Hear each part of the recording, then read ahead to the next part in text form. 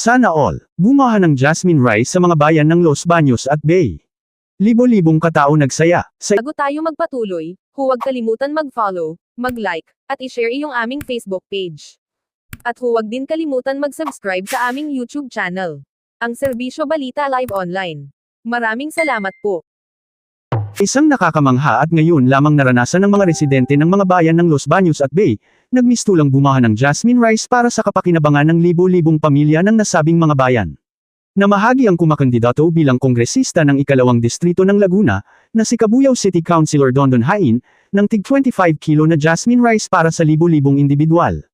Ang nasabing pamamahagi ay bahagi ng pamaskong handog ni Hain para sa hindi bababa sa 30,000 pamilya sa buong distrito, kasama na dito ang lungsod ng Cabuyao.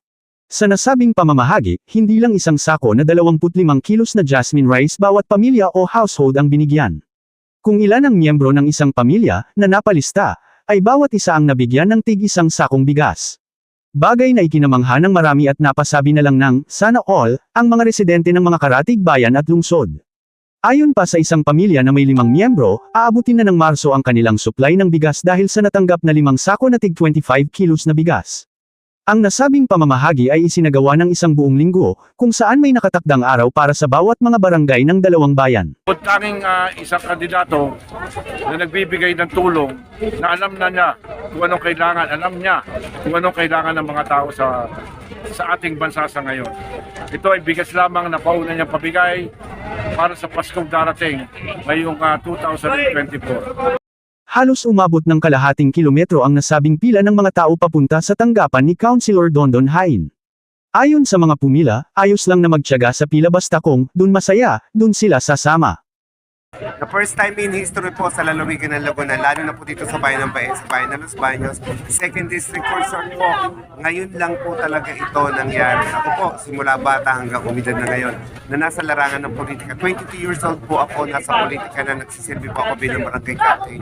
At ngayon naman po, ay opisyal na kandidato ng Sangguniang Bayan, sa bayan ng Baez, ay ngayon na po talaga kami nakaranas. Maraming salamat po sa aming darating na magiging ama ng ikadalawang distrito sa lalawigan ng Laguna, kay Congressman Richard Dondon Hain. Wala na po talagang makakagawa ng ganitong bagay sa lalawigan ng Laguna.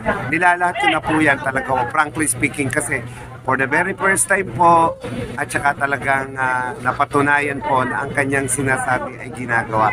Samantalang, full support para kay Hain ang ilan sa kanyang mga kasama sa sangguniang panlungsod ng Cabuyao tulad ng kakandidato bilang Vice Mayor ng lungsod, na si Councilor Junjun Batallones, Councilors Juan de Alimagno at Sonny Aguilo, at iba pa, nang bumisita ang mga ito sa araw ng pamamahagi ng jasmine rice. Sa mga taga-Cabuyao, Los Baños at Baez, binabati ko po kayo ng Merry Christmas, sagad po sa inyo ang isang maunlad at masaya Kapaskuhan.